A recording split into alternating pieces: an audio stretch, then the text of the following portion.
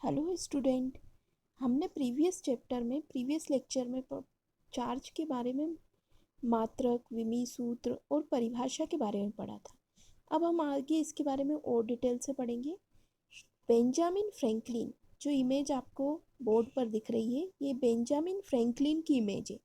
Benjamin Franklin एक भौतिकी के बहुत बड़े वैज्ञानिक थे और उन्होंने चार्ज पर खोज की थी, चार्ज के बारे में रिसर्च की थी। तो बेंजामिन फ्रैंकलिन ने चार्ज पे रिसर्च करने के लिए उनका एक बहुत ही फेमस काइट एक्सपेरिमेंट है। आपको जैसे कि इमेज में दिख रहा है, एक व्यक्ति काइट लेके उड़ा रहा है, इसे बोलते काइट।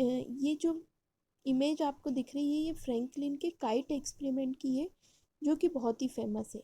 इस काइट एक्सपेरिमेंट ने फ्रैंकलिन ने एक पतंग को उड़ाकर बादलों के पास भेजा और उन्होंने सोचा कि यदि बादल में आवेश होता है तो ये आवेश पतंग के थ्रू उनके हाथ में आएगा और उन्हें शॉक लगेगा।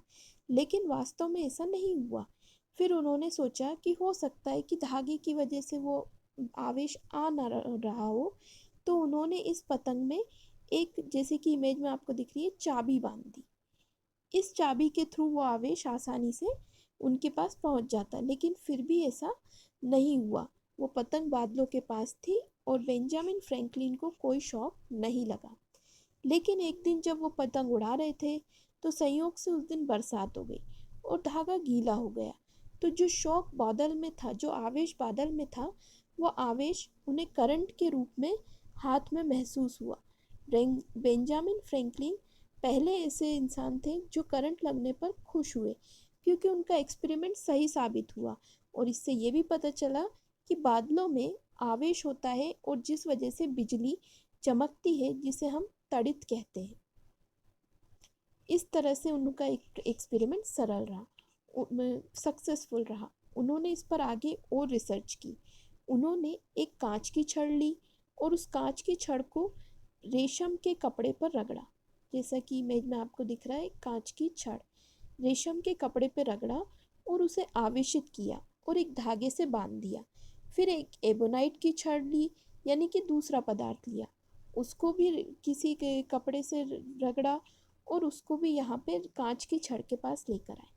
अब वो क्या देखते हैं कि जो कांच की छड़ है और एबोनाइट की छड़ है, वो एक दूसरे को आकर्षित करती है, एक दूसरे से चिपक जाती है और इस तरह से इन दोनों के बीच में एक बल लगता है, जिसे आकर्षण बल नाम दिया। जैसे कि पृथ्वी अन्य चीज़ों को अपनी ओर आकर्षित करती है। फिर उन्होंने एबोनाइट की छड़ को किसी कपड़े पर रब किया और उसको एक धागे से टांग दिया और एक और एबोनाइट की छड़ को लेकर कपड़े से रब किया और उसको भी टांग दिया। अब वो क्या देखते हैं कि एबोनाइट की छड़ है इस तरफ और इस तरफ भी एबोनाइट की छड़ है। ये दोनों छड़ें एक दूसरे से दूर भागती है, यानी कि इनमें आकर्षण नहीं होता है। एक अलग ही तरह का बल इसमें प्राप्त होता है, जिसे हमने नाम दिया प्रतिकर्षण बल। यानी कि पहले पदार्थ एक दूसरे को आकर्षित कर रहे थे, अब पदार्थ एक दूसरे से दूर जा रहे हैं, जिसे क्या बोलते हैं, प्रतिकर्षण। इसी तरह फिर उन्होंने कांच की छड़ के साथ किया। दो कांच की छड़ को आवेशित करके टांग दिया और वो दोनों भी एक दूसरे से क्या जा रही हैं, दूर जा रही हैं। यानी कि दो आवेशित पदार्थ दो तरह के बल लगाते हैं। एक होता है आकर्षण यानी कि अट्रैक्शन, दूसरा होता है प्रतिकर्षण यानी कि रिपेल। वे एक दूसरे को आकर्षित भी करते हैं और प्रतिकर्षित भी। तो इस तरह से उन्होंने रिसर्च की कि दो पदार्थ अगर आवेशित हैं तो वो सिर्फ आकर्षित ही नहीं करेंगे, प्रतिकर्षित भी करेंगे। फिर उन्होंने और रिसर्च की तो वो क्या देखते हैं कि जब कांच की छड़ को के पास आवेश था, हमने उसे आवेशित किया तो उसके पास आवेश था। एबोनाइट की छड़ के पास भी आवेश था, लेकिन जब हम इन दोनों को पास लेकर आए तो ये दोनों आपस में संयुक्त हो गए और इनके पास जो आवेश था वो क्या था, जीरो। यानी कि इसके पास भी एनर्जी थी, इसके पास भी एनर्जी थी। जब दोनों को मिला दिया तो जो एनर्जी थी वो हो गई नो, यानी कि बिल्कुल भी नहीं है। तो ऐसा कब होता है कि ऐसा तो मैथमेटिक्स में सिर्फ एक ही कॉन्सेप्ट होता है, जब +2 और -2 को हम ऐड करते हैं तो हमें आंसर मिलता है 0। तो इस तरह से फ्रैंकलिन एक निष्कर्ष पे पहुंचे कि आवेश दो प्रकार के होते हैं, और उनको नाम दिया धनावेश और ऋणावेश, क्योंकि ऐसा तभी होता है जब +2 -2 करेंगे तो 0 होगा, और यहाँ पे भी ऐसा ही हो रहा है। एक कांच की छड़ आवेशित है और एक ऑर्बोनाइट की छड़ आवेशित है। जब दोनों को पास लेकर आए तो जो आवेश हुआ वो हो गया 0।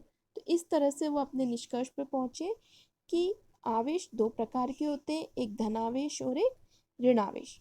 सजातीय आवेश में प्रतिकर्षण होता है। सजातीय आवेश यानी कि प्लस प्लस या फिर माइनस माइनस। जो समान आवेश होते हैं वो एक दूसरे से दूर भागते हैं, उनमें लगता है प्रतिकर्षण बल।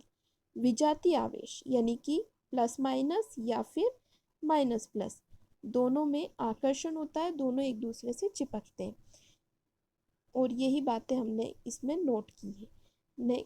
फिर उन्होंने बहुत सारे पदार्थ लिए और उन पदार्थों को आपस में रगड़ रगड़ कर चेक किया, और फिर देखा कि एक टेबल बनाई जिसमें कांच की छड़, ऊनी कपड़ा, ऊनी कोट, ऊनी गलीचा, इन पर तो धनावेश उत्पन्न होता है, और जो रेशम के कपड़े, एम्बर, एबोनाइट, रबड़ की छड़ आदि पर ऋणावेश उत्पन्न होता है। इस तरह से घर्षण विद्युत में से पहले आवेश की खोज हुई और फिर आवेश के प्रकारों के बारे में बताया गया। आवेश दो प्रकार के होते हैं, एक होता है धनावेश और एक होता है ऋणावेश। अगर हम चाहते हैं, दैनिक जीवन में हम चेक करना चाहते हैं कि किसी वस्तु को हमने रगड़ा है, अब वो आवेशित हुई है या नहीं हुई है, तो उससे रिलेटेड हम एक वर्किंग मॉडल बना सकते हैं, जिसका वीडियो मैं आपके साथ शेयर करूंगी और आप घर पर बैठकर उस वीडियो को बना सकते हैं। उसमें आपको कुछ भी नहीं, एक कोई भी प्लास्टिक की बोतल लेनी है जो पूरी तरह से पैक हो। उस प्लास्टिक की बोतल में छेद कीजिए और कोई भी चालक धातु का तार, जैसे कि लोहा है, तांबा है, स्पेशली आप तांबा यूज़ करें तो ज़्यादा बेटर है। उस तांबे को, तार को लीजिए। एक ये बोतल है, इस बोतल को पैक होना चाहिए, और इस बोतल में यहाँ से तार को एंट्री कर दीजिए। उस तार में 2 एल्युमिनियम की पत्तियाँ, जिसे जो खाना पैक करने के लिए पॉलीथीन आती है, एल्युमिनियम फॉइल, उस एल्युमिनियम की फॉइल को टांग दीजिए।